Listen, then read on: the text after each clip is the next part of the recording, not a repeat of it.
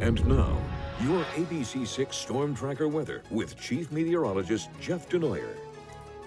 Pretty warm today, hot, not humid. Temperatures soaring to the 80s to almost 90 degrees at TF Green at 89. Interesting statistic for you, right?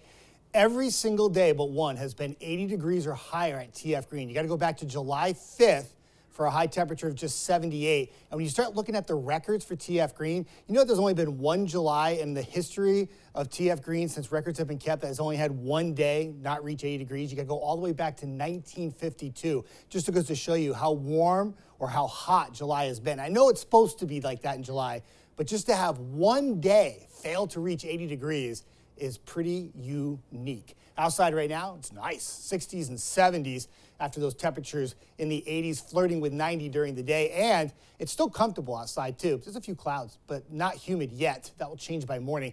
Warm front will lift north. It's definitely going to bring in a more humid air mass for tomorrow. The biggest question is how much rain can we get tomorrow? And I think that if you're at the coast, you're going to be very disappointed. For areas north of Providence, you have a little bit better chance. So here's the dew points, right? Rising tonight. We were 50s when we were on air at 5 and 6, now low 60s. And this darker green has the really gross or oppressive feel to it with dew points near 70, and that will be here for tomorrow. Very sticky stuff. So tonight, your low temperatures have dropped them back into the 60s for the most part.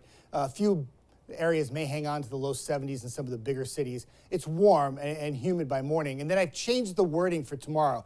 I think most of the day is dry. There's an isolated thunderstorm chance for areas in northern Rhode Island around noon. Much of the day is dry. The better chance of rain will come in the evening. And I put mainly north. Storms look like they will be mainly north of Providence. Areas south will likely stay dry. We're in the 80s. Same thing for you in southeastern Mass. You just don't get that chance around noon. Your best chance will be evening storms.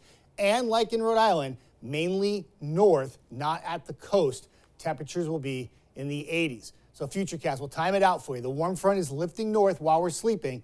It comes in by morning. A lot of clouds start to build in. There'll be some sun popping through the clouds. They'll play peekaboo.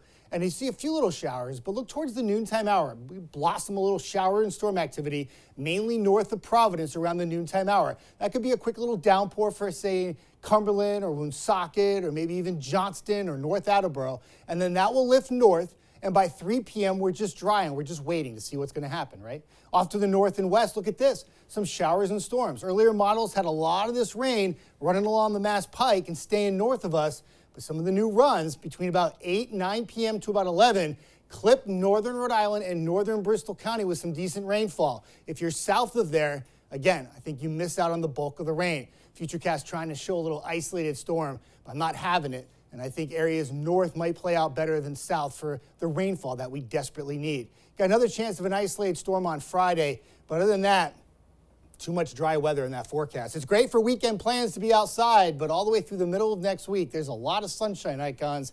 Temperatures near 90 degrees. Nick. Thank you, Jeff.